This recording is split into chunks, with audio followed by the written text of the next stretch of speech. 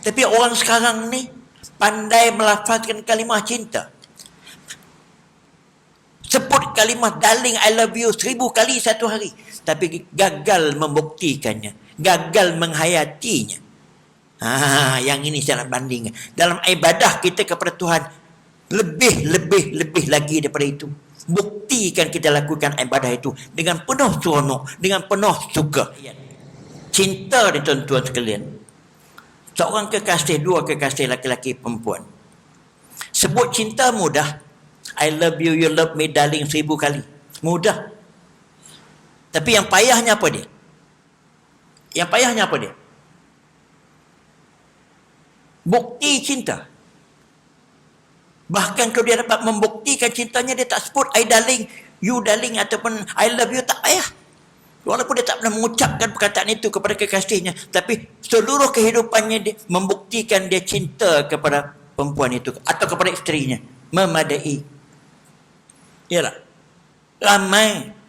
Saya bagi selalu contoh saya bagi. Bapa saya dengan mak saya, orang kampung, agak tidak tinggi pendidikannya.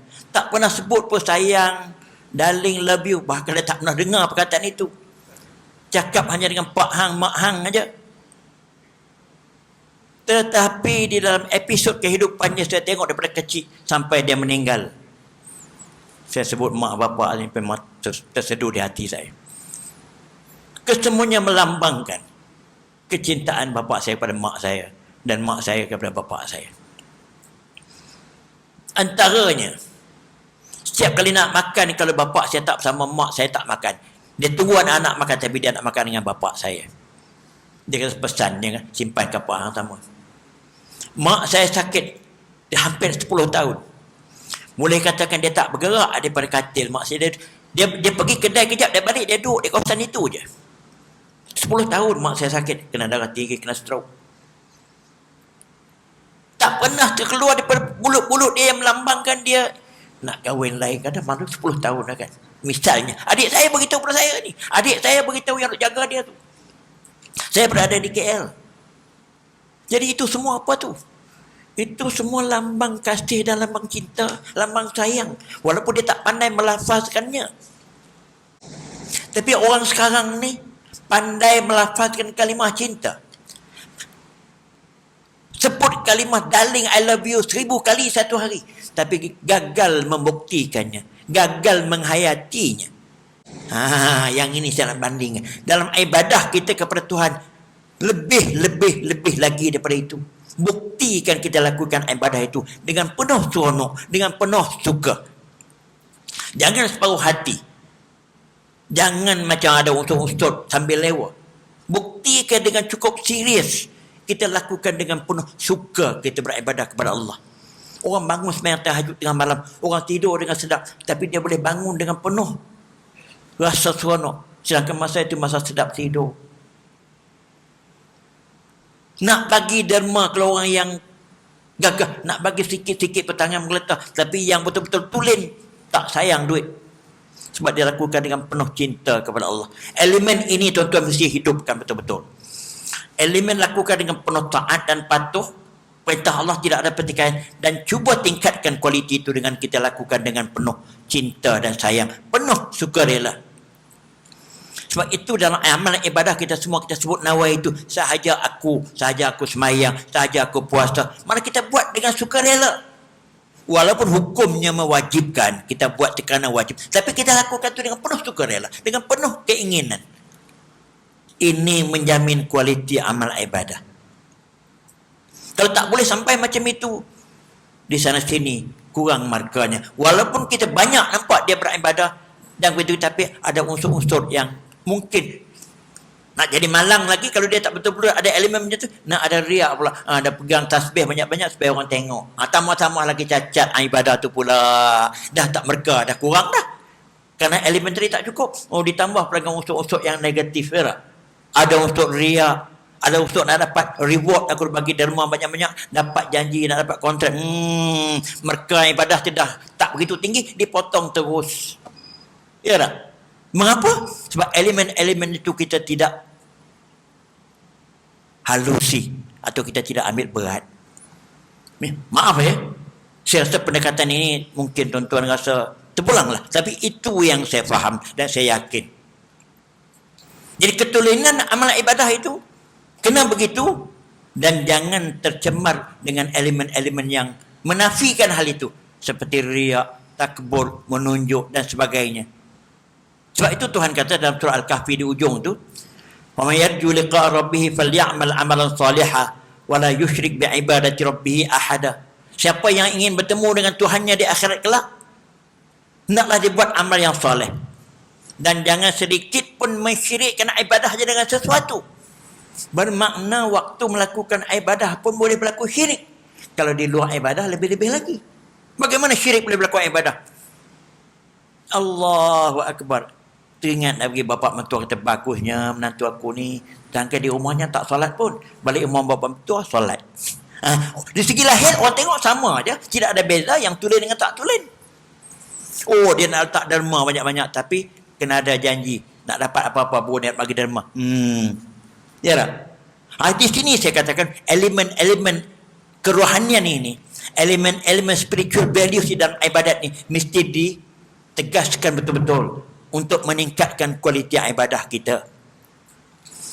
Jangan kita hanya terpegun dengan banyak. Berapa ribu kali kita tasbih, berapa banyak kita derma, berapa banyak kita pergi umrah. Jangan kita terpegun dengan jumlah itu saja. Kalau konten dan kualiti dalaman tadi kita tak ambil kisah. Faham tak? Ingat ni, ini pesanan saya yang hari ini. Kalau kita tak boleh begitu, kualiti ibadah kita tak dapat berkah yang baik. Saya nak baca satu ayat ini. Qul in kana aba'ukum wa abna'ukum wa ikhwanukum wa azwajukum wa ashiratukum wa amwalun iqtaraftumuha wa tijaratun takhshawna kasadaha wa masakin tardawnaha ahabba ilaikum minallahi wa rasulih wa jihadin fi sabilih fatarabbasu hatta ya'ti Allahu bi amrih. Surah At-Taubah ayat 24. Katakan wahai Muhammad, kalau bapa-bapa kamu, anak-anak kamu, saudara-mara kamu, isteri-isteri kamu, keluarga-keluarga kamu, harta-harta yang kamu kumpulkan itu, dan juga perniagaan yang kamu takut kerugian, dan rumah-rumah, istana-istana yang kamu amat selesa duduk di dalamnya, itu lebih kamu cintai daripada Allah dan Rasulnya.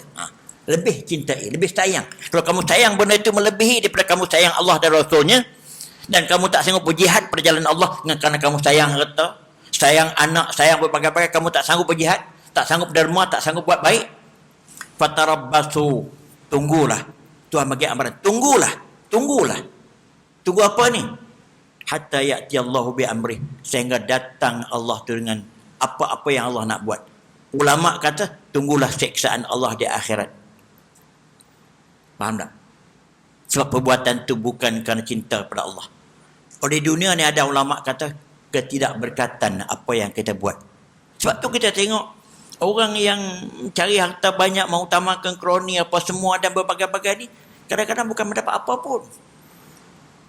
Kehinaan. Sebab dia buat itu bukan kerana cinta Allah, bukan kerana cinta Rasulnya, bukan kerana dia sanggup berjuang kepada agama. Dengan sebab itu tuan-tuan sekalian, apa yang saya bawa ni bukan perkara baru dalam bab ibadah, perkara yang dah elok. Cuma sejauh mana kita dapat hayati konsep ibadah secara yang elok. Jadi dengan kerana itu, elemen mencintai Allah dalam amal ibadah kita ni, elemen yang cukup-cukup basic untuk menjamin kualiti amal ibadah kita. Jadi kita sebut dengan paling nyata sekali, elemen yang paling utama khudu' dan taat. Patuhlah dengan taat dengan sekali. Dan elemen yang kedua atau yang ketiga kita bolehlah bilang, mesti kita lakukan dengan penuh suka dan cinta kita kepada Allah. Walaupun ada unsur balasan Allah, masih boleh. Sebab Tuhan sebut pun buat baik bagi pahala, buat jahat neraka. Tuhan sebut yang tu boleh. Kita buat baik kerana pahalanya, masih tak terkeluar daripada kerana Allah. Kita tak buat jahat kerana takut dosanya, masih tidak terkeluar daripada kerana Allah. Tapi jangan kerana-kerana yang bukan daripada itu. Seperti saya kata tadi, Allahu Akbar teringat. Nak bagi bapa mentua misalnya, contoh gitu. Macam-macam sebenarnya dalam hidup kita ini. Tuan-tuan sekalian, nak mencapai tahap yang macam ini, ini lagi satu langkah yang paling penting. Nak mencapai tahap yang Ketulinan ibadah macam ni, dia terletak kepada dua komitmen yang paling penting sekali. Komitmen yang pertama, iltizam, dia panggil komitmen lah.